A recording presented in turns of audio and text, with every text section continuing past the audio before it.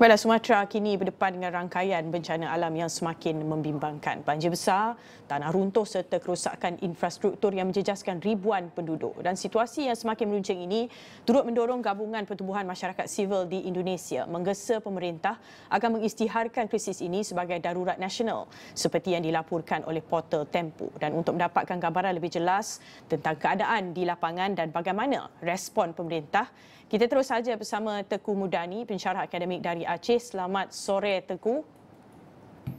Selamat sore. Baiklah, pertama sekali, maaf dengan keadaan yang berlaku di sana. Mungkin Tengku boleh jelaskan sedikit bagaimana keadaan terkini di Sumatera dan kawasan mana yang paling teruk terjejas pada ketika ini, Tengku. Baik, terima kasih. Pertama sekali saya ucapkan terima kasih kepada rakyat Malaysia yang sudah membantu kita dalam menghadapi masalah ini. Kemudian untuk hari ini sampai seminggu sudah lewat, kondisi masih belum stabil karena ada daerah yang terisolir. Kemudian yang paling parah adalah karena akses ke lokasi cukup sulit, di mana banyak jembatan yang putus sehingga bantuan sulit datang. Kemudian banjir kali ini memang sangat luar biasa, di mana daerah Aceh Timur, Tamiang, Aceh Utara itu mendapatkan kondisi yang paling kritis. Kemudian wilayah tengah sampai saat ini masih terisolir. Dari data yang kita punya saat ini itu mencapai 1.156 meninggal, kemudian 181 masih hilang, dan pengungsi itu mencapai 500.000 jiwa. Mereka rata-rata kehilangan rumah karena banjir yang sangat tinggi. Ramai yang mengatakan bahwa ini merupakan tsunami darat Aceh saat ini. Kemudian pemerintah sebenarnya sudah sangat keras berupaya, tetapi sebagaimana dimaklumi, kita memiliki sarana yang sangat terbatas. Tengku, kalau boleh Tengku gambarkan sedikit, mungkin kita tahu pada ketika ini pelbagai yang dilanda Aceh seperti contohnya banjir dan tanah runtuh dan sebagainya. Jadi cuaca untuk 2-3 hari bagaimana, Tengku? Dan adakah jika cuacanya panas, adakah ini diambil sebagai langkah kanan untuk menyalurkan bantuan buat mereka yang terjejas? Ya, cuaca mulai 4 hari ini sudah sangat baik, sudah tidak ada hujan, dan pemerintah sudah berupaya semaksimal mungkin karena tidak bisa menembus dengan darat, sudah melakukan penyaluran bantuan melalui udara dan laut. Saya juga mendapat kabar tadi pagi bahwa Angkatan Laut Republik Indonesia sudah mengirimkan kapal logistik ke pesisir timur, Lok Semawe dan Aceh Timur. Tengku, apabila kita bercakap mengenai bantuan yang sepatutnya disalurkan dan sebagainya, sudah tentu pelbagai sudut harus dipertimbangkan daripada segi makanannya. Tetapi itu bukan sahaja bantuan yang harus dilihat penting. Mungkin daripada segi infrastrukturnya, bagaimana, apa yang kritikal pada ketika ini dan perlu dihadapi terlebih dahulu, dan seterusnya jangka pendek, jangka tengah dan juga jangka panjang, ya Tengku.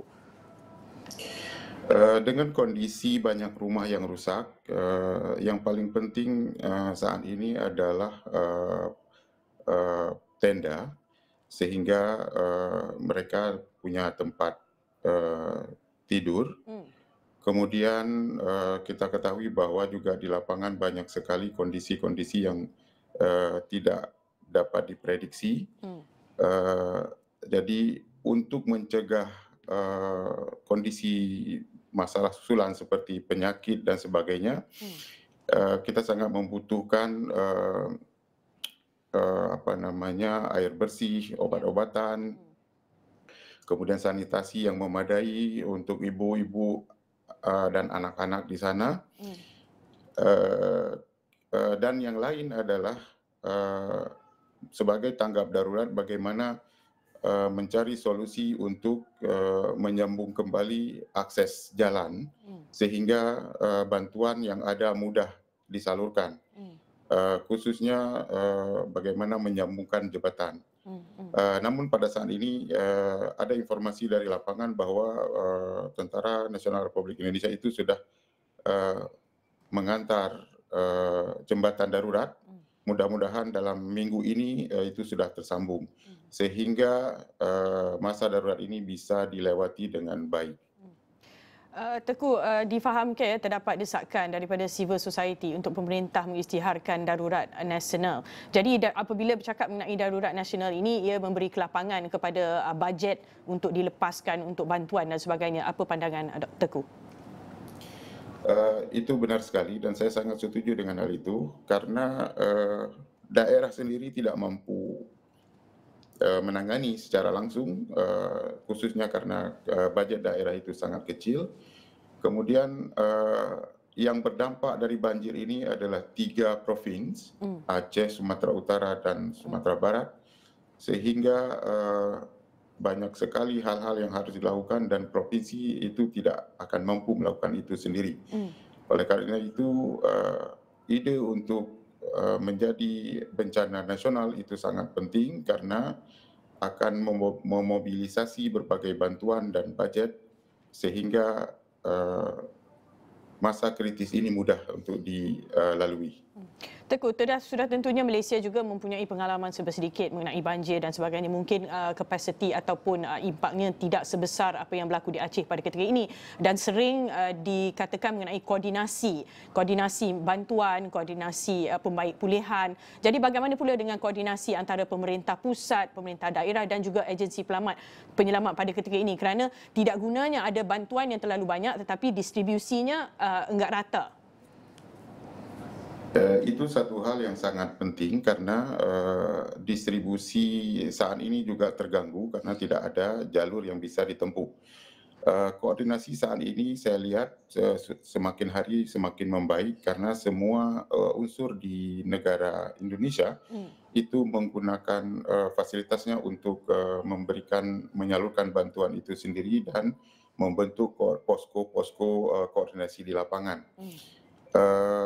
Memang sedikit terlambat, misalnya bantuan ke Aceh Tengah itu baru, kalau saya tidak salah sebut itu baru kemarin sampainya. Dan di sana orang sudah seminggu, jadi sudah mulai kehabisan stok sembako dan sebagainya. Tetapi pemerintah Aceh dengan segala sarana yang mereka miliki itu sudah melakukan berbagai upaya untuk berkoordinir dengan daerah, kemudian juga dengan pusat. Dan alhamdulillah Pak Presiden sendiri kemarin langsung terjun ke Aceh Tengah. Teguh, mungkin akhir sekali peranan komuniti setempat pada ketika ini, inilah masanya untuk NGO dan juga organisasi masyarakat sivil untuk step up, untuk membantu masyarakat yang memerlukan. Jadi pada ketika ini, apakah yang paling boleh mereka lakukan supaya tidak ada lambakan seperti kita katakan tadi? Apakah yang perlu NGO lakukan? Adakah yang penting perubatan pada ketika ini? Adakah makanan dan sebagainya, Teguh? Iya, data yang ada sekarang di lapangan itu, tapi ini juga akan bertambah, itu ada yang luka ringan sekitar 1.500-an, kemudian luka berat 400-an. Jadi untuk medical assistant itu sangat dibutuhkan saat ini, kemudian juga dengan clearing. Jadi rumah-rumah sekarang itu sangat banyak ditutupi oleh lumpur, itu mungkin mencapai 1 sampai 2 meter, sehingga membutuhkan extra power untuk membersihkan itu. Sementara ini banyak NGO lokal itu sudah mulai bergerak, membentuk relawan-relawan untuk diterjunkan.